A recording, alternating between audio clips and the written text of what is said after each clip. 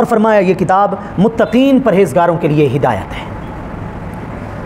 वैसे तो ये सब के लिए हिदायत है, लेकिन इस किताब से हिदायत का सही फ़ायदा वही उठा सकते हैं कि जो तक़वे वाले हैं, जो परहेज़गार हैं। तबीब के पास जब मरीज़ जाता है, डॉक्टर के पास जब बीमार आदमी जाता है, तो वो चेकअप पहले करता है, वो मर्ज़ की तशख़ीस पहले करता है। तबीब पहले मैदे की दवा देता है, उसको पता है कि ग़िज़ा ने सारा काम यहीं से करना है। अगर इसका मैदा दुरुस्त होगा तो मेरी दवा जल्द असर अंदाज होगी, और अगर किसी का मैदा ही ठीक ना हो, पहले ब्लड टेस्ट होते हैं कि मर्ज़ का पता तो चले, दवा बाद में दी जाए ताकि वो दवा मुअस्सर हो सके। पहले अंदरूनी आज़ा का पता चला जाए, पहले पार्ट्स ऑफ बॉडी का पता चला जाए कि है क्या, असल अंदरूनी मसला क्या है। तो जब तक अंदरूनी आज़ा ठीक नहीं होते तो बाहर वाली जो दवा होती है वो भी फिर कारगर नहीं होती। तो हुदल लिल मुत्तकीन कि किताब हिदायत तो किताब हिदायत ही है, सब के लिए ये राह हिदायत है। लेकिन तुम्हारा बातिन अगर ठीक होगा, तुम्हारे अंदर अगर परहेज़गारी आ जाएगी, नाफरमानियों से तुम बच जाओगे, गुनाहों से अगर तुम बच जाओगे, तो जैसे जैसे परहेज़गारी बढ़ती जाएगी इस किताब की हिदायत की तासीर भी वैसे तुम्हारे लिए बढ़ती जाएगी। तक़वा जितना तुम्हारे अंदर आता जाएगा, इस हिदायत का नूर भी तुम्हारे दिलों के अंदर वैसे ही उतरता चला जाएगा।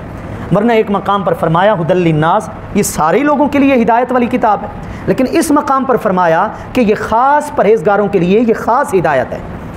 वजह वही जो मैंने आपको अर्ज़ किया कि जैसे जैसे हमारा अंदरूनी निज़ाम, बातनी और रूहानी निज़ाम दुरुस्त होता जाएगा, तो इस कुरान मजीद की जो बरकत है या इस हिदायत की जो तासीर है वो भी वैसे ही असर अंदाज होती जाएगी। अब मुत्तकीन परहेज़गार, तक़वा परहेज़गारी, ये किसको कहते हैं? इसका आसान मफ़हूम वही है जो इसका तर्जुमा मैं कर रहा हूँ, परहेज़गार, परहेज़गारी, परहेज़ करने वाला। बड़ी आम सी बात है जो हम सबको समझ आती है कि भाई दवा भी होती है और दवा के साथ साथ परहेज़ भी होती है। अरबी में कहते हैं अल-हिम्यतु रअसु कुल्ली दवा, तमाम दवाओं की, इलाज की जो असल जड़ और बुनियाद है वो परहेज़ करना है। जो परहेज़ नहीं करता कभी वो दवा से जल्द सेहतयाब नहीं हो सकता। तो भाई मुत्तकीन, मुत्तकी, तक़वा, परहेज़गारी का मफ़हूम यही है कि खुदा की नाफरमानी से परहेज़ कर लेना। छोटी बुराई है, बड़ी बुराई है, सगीरा गुनाह है, कबीरा गुनाह है, ये सारी तकसीम इल्मी तौर पर समझने और समझाने के लिए। नाफरमानी ही होती है। रब की मर्ज़ी जहाँ उसकी नाराज़ी आ गई, जहाँ उसका गज़ब आ गया, वो हमारे हवाले से वो सगीरा गुनाह था, लेकिन अगर उसको रब ने पकड़ लिया तो वो मालिक है, जहाँ चाहे पकड़ सकता है, जिसको चाहे नज़रअंदाज फरमा दे। तो परहेज़गारी का मफ़हूम बिल्कुल वाज़ेह और आसान है कि हमें हर गुनाह से परहेज़ करनी है। जो पूरी कोशिश करता है, गुनाहों से बचता है, बतकाज़े बशर नफ्स के गलबे की वजह से गुनाह हो जाता है, फ़ौरी तौबा करता है। फिर वो तौबा को मजाक नहीं बनाता, तौबा करने के बाद अपनी तबीयत पर जबर करते हुए पूरी कोशिश करता है कि वो उस गुनाह से बाज रहे। उसको परहेज़गार कहा जाता है, उसको मुत्तकी कहा जाता है। तो फरमाया जिनके अंदर तक़वा जैसे जैसे है, ये किताब भी अपनी हिदायत उसके अंदर वैसे वैसे ही ज़ाहिर फरमाएगी। एक शख्स ने जनाब हज़रत उमर फ़ारूक रज़ियल्लाहु ताला अन्हु से सवाल किया कि तक़वा किसे कहते हैं, ये परहेज़गारी किसे कहते हैं? तो आपने बड़ी उम्दा मिसाल से समझाया। फरमाया अगर तुझे एक ऐसे रास्ते पे चलना पड़े, उस रास्ते के अलावा कोई और रास्ता भी ना हो, लेकिन उस रास्ते के दाईं जानिब और बाईं जानिब खारदार झाड़ियाँ हों, कांटों वाले दरख्त हों, और हल्की सी भी गफलत तुझे ज़ख्मी कर दे, तुझे तकलीफ़ पहुँचाए, तो बता उस रास्ते से कैसे गुज़रेगा और वो रास्ता पार कैसे करेगा? तो उन्होंने अर्ज़ की कि मैं अपने आप को समेटूँगा, मैं अपने दामन और कपड़ों को भी समेटूँगा, और मेरी पूरी कोशिश होगी कि दाईं जानिब या बाईं जानिब जो खारदार झाड़ियाँ हैं, जो कांटेदार दरख्त हैं, मैं उनसे ख़ुद को बचाऊँ, अपने दामन को बचाऊँ, अपने आप को बचाऊँ, अपने लिबास को बचाऊँ, ताकि मुझे तकलीफ़ ना हो, और इस तरह पूरी कोशिश करते हुए मैं रास्ता पार कर जाऊँ। तो हज़रत उमर फ़ारूक रज़ियल्लाहु ताला अन्हु ने फरमाया तुम्हारे सवाल का जवाब तुम्हारे इस जवाब के अंदर है। तक़वा भी इसे कहते हैं कि ये जो ज़िंदगी है इस दुनिया के अंदर, और जिस तरह हराम सामने आ रहा है, नापाक सामने आ रहा है, नाजायज़ सामने आ रहा है, तो ख़ुद को समेटते हुए, दामन को बचाते हुए ये ज़िंदगी गुजार लेना, इसका नाम तक़वा है। तो इससे हम गौर कर सकते हैं कि ये बड़ी मोहतात राह है। ये नहीं है कि ख्वाहिशें हमारी हों, कभी नमाज़ पढ़ ली, कभी को नेकी कर ली, नफ्स की भी बात मान ली, शैतान की भी बात मान ली, हैं तासुबात भी वैसे चल रहे हैं, हसद झगड़े भी हमारे वैसे चल रहे हैं, और फिर भी हम कहें कि हम मुत्तकीन की सफ़ में शामिल हो जाएं, ऐसा नहीं है। ये ख़ास एक बयान है कि पसंदीदा लोग कौन हैं जिनके लिए ये किताब हिदायत है, तो वो मुत्तकीन हैं, वो परहेज़गार हैं। मज़ीद अल्लाह पाक की इनायत और मेहरबानी से इस जगह परहेज़गारों की कुछ निशानियाँ बयान कर दी गई ताकि आसान हो जाए परहेज़गारी के मफ़हूम को समझना कि वो कौन हैं, वो परहेज़गार किस तरह के लोग होते हैं, उनका इस समाज और माशरे में अमल कैसा होता है, उनका किरदार कैसा होता है, उनकी निशानियाँ क्या हैं, उनकी अलामात क्या है। तो फरमाया अल्लज़ीन युमिनून बिलग़ैब, परहेज़गार की पहली निशानी ये है कि वो बिन देखे यकीन रखता है, गैब पर कामिल ईमान रखता है, कामिल यकीन रखता है। एक चीज़ उसकी आंखों के सामने नहीं है, वो उसको नहीं देख पाता, लेकिन वो है हकीकत, तो वो सिर्फ़ इस वजह से इनकार नहीं करता कि जनाब मुझे जो चीज़ नज़र नहीं आ रही मैं कैसे मान जाऊँ। परहेज़गार वो होता है जो हकीकत का यकीन रखता है, भले वो हकीकत गैब हो, वो हकीकत उसको नज़र भी ना आए। बनी इसराइल के चंद सरफिरे अफराद ने यही मुतालबा हज़रत मूसा अलैहिस्सलाम से किया था, लन नुमिना हत्ता नरल्लाह जहरा, हम तो ईमान नहीं लाते जब तक हम खुला अपनी आँखों से खुदा को देख न लें। बोले ये आँख कहाँ, इस आँख की कहाँ हैसियत कि ये रब का मुशाहिदा कर सके। आँख भर कर उसका बनाया हुआ छोटा सा एक गोला, सूरज को हम नहीं देख सकते, तो इस कायनात को बनाने वाले को देख लेना आँख भर के और इन आँखों से, क्या ये आम सी बात है? हाँ, कल बरोज़े हश्र और जन्नत के अंदर रब हमारी तख्लीक को बनाएगा ही ऐसे, हमारी बुनत और हमारी बनावट ही ऐसी होगी कि वो सलाहियत पैदा कर दी जाएगी कि अहले जन्नत में रहते हुए रब का इन आंखों से, जागती हुई आंखों से दीदार भी करेंगे। तो बनी इसराइल के इस गिरोह ने ये मुतालबा वो किया जो एक तरह से गुस्ताखी थी, तो इसलिए बताया गया कि हर वो बात जो हकीकत है और नज़र नहीं आती उसको मान लेना, यही तो ईमान बिल गैब है। रह गई वो चीज़ें जो नज़र आती हैं, उस पर तो फिर सारे ईमान रखते हैं।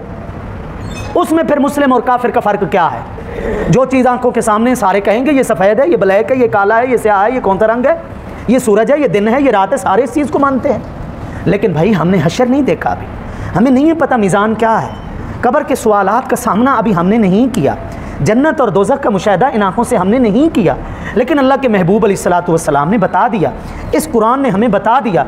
हमने एक चीज़ को नहीं देखा, लेकिन ईमान का मतलब ही यही है कि जो चीज़ फरमा दी गई कि ये होना है, हम गैब पर ईमान लेकर आए, हमारा उसके ऊपर यकीन है। इसको कहा जाता है ईमान बिल गैब। और इसके अंदर एक मफ़हूम अमल का भी है, किरदार का भी है, कि लोगों के सामने तुम्हारा मेयार और है, और जब लोग नहीं होते तुम गैब हालत में होते हो, लोगों से मख्फी होते हो, तो उस वक्त भी ज़रा ईमान को टटोलो कि उस वक्त क्या कैफियत है।